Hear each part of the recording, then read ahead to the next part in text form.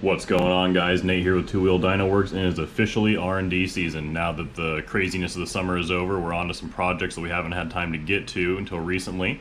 We just got the ECUs decrypted and added to our tuning software for the V-Strom 650s, and we're going to see just how much power the pair of these can make. Luckily, these guys had two identical 650s for testing that they were able to loan over to us, so let's see what we can do.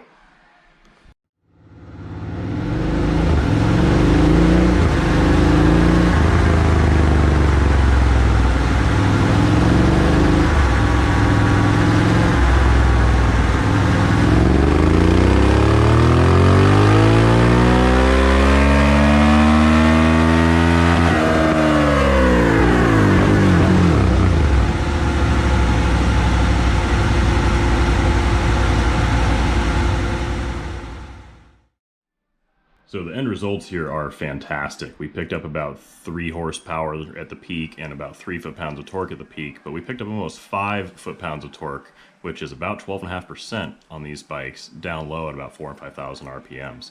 The ignition mapping, as we suspected, is extremely restricted, and there's some secondary throttle plate mapping that we can work with as well to produce a lot more power throughout the entire RPM range. We also saw extremely little difference between these two bikes, and they had two different slip-on exhaust systems on. We're talking about a 3% change between the fuel mapping that was required for one versus the other, which means the mapping is going to be extremely similar from one slip-on system to another.